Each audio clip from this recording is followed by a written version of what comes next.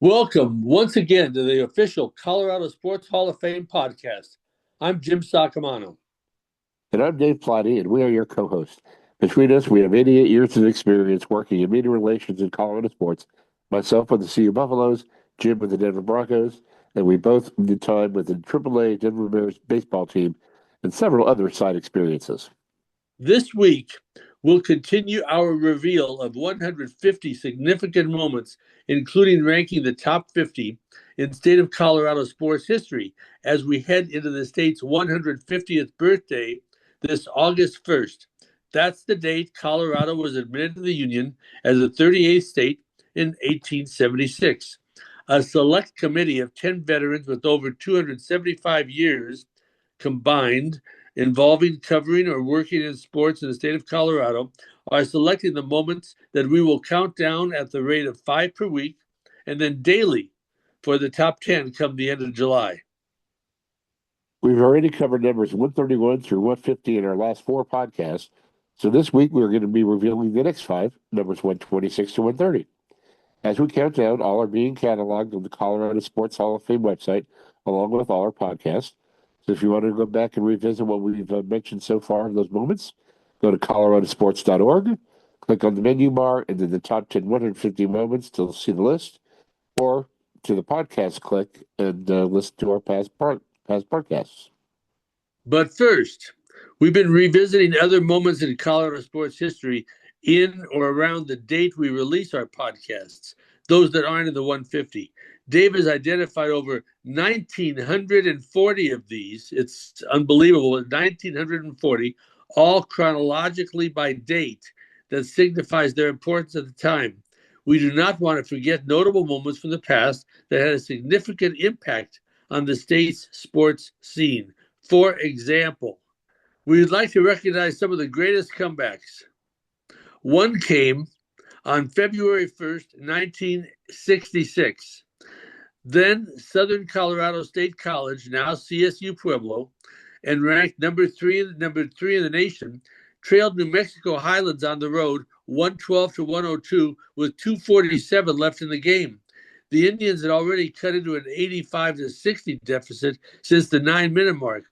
SCSC outscored Highlands 15 to nothing down the stretch to rally for a 117 to 112 win, with Sam Moore scoring 10 of those 15 points. Joe Ross led four SCSC players with 20 or more points with 24. Moore scored 21 to pace the 37-27 rally over the last 9 minutes.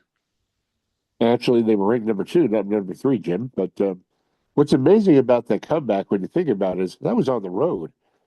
What home team gets outscored 15 to nothing in the last 3 minutes? It's very unusual. Yeah. Granted, they were the That's number a three great team in the moment. country. But that's one of the highlights, one of the best comebacks in state history. Okay, let's go to February 1st, 1952. Tony Frasca and Omar Brent set an NCAA record that still stands 74 years later by scoring goals just 2 seconds apart at the end of the first period in Colorado College's 14 to 7 win over Michigan Tech. Frasca put his in the net at the 1957 mark. Brent followed with his in 1959. Now, how do you score two goals I don't know. apart in the first period with the goalies in the goal? I thought at first it was an empty netter, but they weren't. There was a goalie. Frasca had a game of his life, I guess. 6 goals and 3 assists for 9 points in that wild affair. Tremendous. He'll remember that one forever. And while we're reminiscing about CC hockey, on February 2nd, 2002, it completed a weekend sweep of the number one Denver Pioneers, 3-2 in Denver on Friday night, and then 4-2 in the Springs on Saturday. CC outshot DU 71-44 over the two games, with 7 different players scoring the 7 goals and 11 contributing assists. It was the first time the Tigers swept a top-ranked team, which they also did at Minnesota in 2005. Let's go back to February 4th, 1996. During the 95-96 season, when the Chicago Bulls recorded the then best NBA record, or the best record in NBA history at 72-10, It included an 18-game winning streak. Where did it end? Some might remember. It ended here in Denver, where they lost to the Nuggets 105-99 at Nicholas Sports Arena. But Denver had to hang on as Michael Jordan scored 39 points, trying to rally the Bulls from a 68-43 halftime deficit. Jordan pulled the Bulls to within 101-99 in the final minute as Chicago fell to 41-4 on the season at that point. Denver improved to 19-26 and was led by Muhammad Abdul-Rauf, a.k.a. Chris Jackson in his original name, with 32 points. Now, as we like to tribute America's top 40s, Casey Kasem, and now on with the countdown.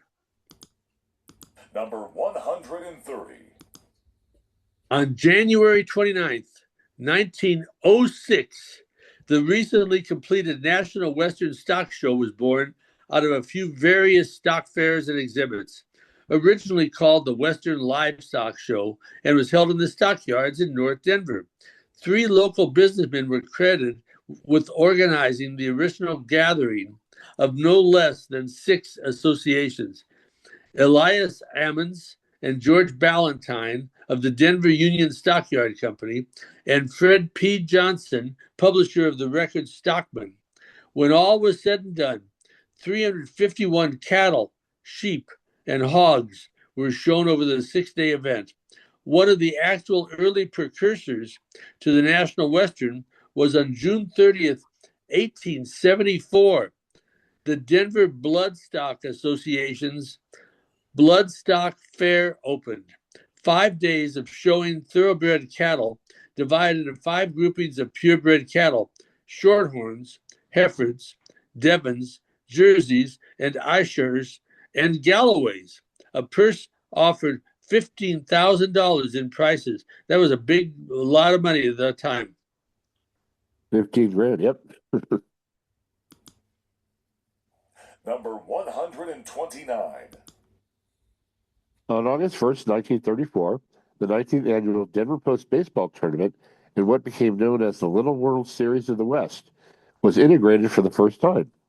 Post sports editor Paul Parsons wanted the tournament to feature the most competitive teams, thus he invited Negro League players to participate for the first time, starting with the Kansas City Monarchs, the Negro League champions, and the Denver White Elephants. The White Elephants featured the only Colorado-born player in the Negro League, Theodore Bubbles Anderson, who was inducted into the Colorado Sports Hall of Fame just last year. The tournament started in 1915 and attracted the top semi-pro teams in the sport until it was discontinued in the mid-1940s. Number 128. On May 22nd, 1914, University of Colorado freshman pitcher Bob McGraw, a future major leaguer, struck out what remains a state collegiate record, 20 batters in the silver and gold 71 victory over Colorado College in Boulder. In throwing a 2-hitter, McGraw also went 2 for 4 at the plate with a home run. So he had as many hits himself as he allowed the other team to have. It was the second most strikeouts at the time in all of college baseball, and the win also clinched the RMAC title for CU. In 1917, he signed with the Philadelphia Phillies and became the state's first player to reach the major leagues. By the way, CU batters struck out 13 times for 33 total whiffs in the game. That's a lot of swings and misses. And that was 20 years before we adopted the nickname Buffaloes, if you're wondering why they were referred to as the silver and gold. Didn't know that. How about that, Dave? That's a good one. Number 127. KDKA Radio in Pittsburgh was the first to broadcast sporting events on radio in 1921, beginning with a prize fight and then expanding into team sports. The first sports broadcast in Colorado was on an experimental station owned by H. Buckwalter and located at 713 Lincoln Street. While not a true complete broadcast in the sense, on February 10, 1922, constant live updates were provided for CU's 32-20 win in basketball at Denver University. On April 15, 1926, the first full game involving a team from the state is broadcast as 5,000-watt KOA radio That's now 50,000 watts years later, which began broadcasting in 1924, located at 8:30 on the dial back then. It's now at 8:50. It picked up the Denver Bears season opener at St. Joseph. Denver lost 6-2. That was the broadcast by the St. Joseph team, though. The first full game originated locally was on November 25th, 1926, Thanksgiving Day, once again on KOA, which selected the annual CUDU Thanksgiving Day Clash at DU Stadium. The station remained off the air from the previous night until the 2 o'clock kickoff. Guess people didn't want to work on a holiday. Yes, Denver not. won that game 20-9. Boy, it's amazing. That's amazing, Dave. Number 126. On November 28th, 1889, the first game in one of the longest rivalries in college football was played in Colorado Springs, with Colorado Mines defeating Colorado College in a Thanksgiving Day battle 14-6. I did my best to find anything written about that game. Now, maybe because it was also on Thanksgiving Day, maybe it wasn't covered back then. I mean, we are talking, 1889, but I couldn't find any write-up of the game. Obviously, no stats. But those two teams would play 89 games in their series through 1990. Colorado Mines won the last 11 to lead the series 46-38 with 5 ties, and then it was discontinued. I think Colorado College dropped down a division, if I'm not mistaken. That's why the series ended. Well, we hope you are enjoying our podcast. We keep spreading the word, or you keep spreading the word. We want to thank our sponsors, Pasta J's of Boulder, located at 10th and Pearl, just west of the Pearl Street Mall in Boulder, and the Colorado Collegiate Chronicle, published by Tim Simmons, another veteran PR man in the state that provides an in-depth look at college sports around the state. And the voice of the Buffaloes introducing each moment, Mark Johnson. That's a wrap on our 14th podcast. Tune in next week for the next reveal of our state's top 150 moments. We hope you're enjoying our reminiscing with our Colorado Sports Hall of Fame guests, as well as our trips down memory lane in the state's sports history.